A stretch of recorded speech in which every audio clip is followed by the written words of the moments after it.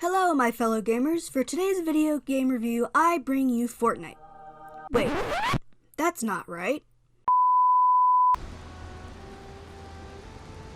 Sorry about that. What I meant to say is I bring you a game that is similar to Fortnite. I bring you Valheim. No, not Valhalla, that game we reviewed towards the end of last season, although the point of this game is the exact opposite of that one. In this one, you are thrown into a solo or multiplayer world where your main goal is to 1. Survive in a world that wants to murder you the majority of the time, and 2. Beat the 5 different bosses in the game to finally reach Valhalla.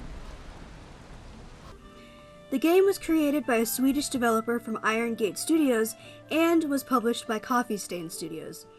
It is a survival game with sandbox tendencies, which is similar to Fortnite as I mentioned earlier.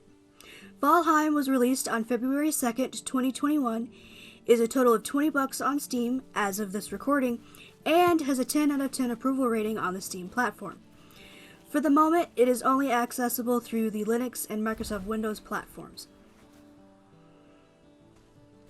The game itself has simple graphics, but one can still get an immersive feeling while playing the game.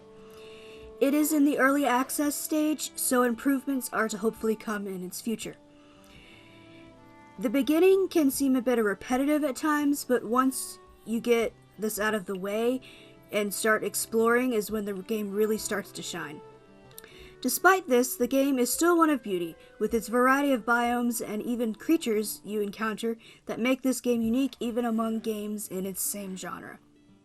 The combat itself is also simple, like the graphics, but if you're having a little trouble, there is a little information area on the lower right hand corner of the screen, so if you ever forget controls, just glancing down there will give you a little help. After a couple of deaths on my part, I was able to get a handle on them, the controls. Now, I say the controls for combat are easy, minus the fact that you have to press the left mouse button to attack every single time you want to attack, which can get tiring after a while. I'm hoping the developers fix this in a future update of the game. The combat itself, on the other hand, can be quite challenging, especially when you have to deal with multiple enemies at once or just by not having the correct equipment.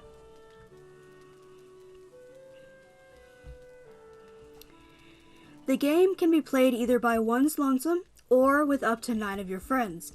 At the start of the game, you are tasked with collecting resources to craft weapons and equipment, upgrading said equipment only to collect more resources to do it all over again. And on top of this, you have to make sure to keep your hunger and thirst up, which affects your health bar. I found myself dying more than once in the beginning, from not having the proper food in my character's belly, and then trying to take on an enemy or chop down a tree, which I did die from a tree falling on my head. It was funny. And this is what I meant by the game can be repetitive, but in all honesty, every survival game is like this to an extent.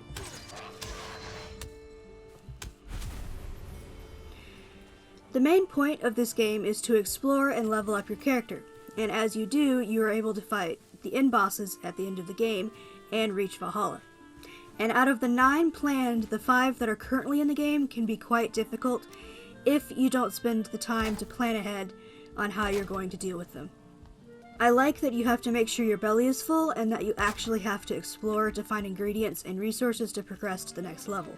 With the food and finding ingredients, the character can only have 3 different things in its belly at once, and after a bit of time in the game, you have to venture out to collect more food. Hence the survival aspect of the game. Your character's main modes of transportation are either by foot or by boat, and the fact that you can get knocked off your own boat while trying to simultaneously get to wherever you're going, I find pretty cool. The building aspect of this game can be pretty confusing at first. Even if you have played the game for an extended period of time, there are points where you can get to where you just want to throw up your hands and forget it. This actually was what I had the most hardships with, because I like building, personally. And even once I started to get the hang of it, I still just wanted to throw something at my screen when I would accidentally destroy or place something somewhere that I hadn't meant to. With this game being an early access game, I don't feel completely comfortable with giving this a score of top of the mountain or even good, because, or I hope, that this game will receive updates that add on to what is already established in the game. And so, I give this game a score of great, and found myself more than once, while gathering footage for this review, getting lost on time just by exploring and having fun in the game, which in reality is the entire point of playing video games anyways.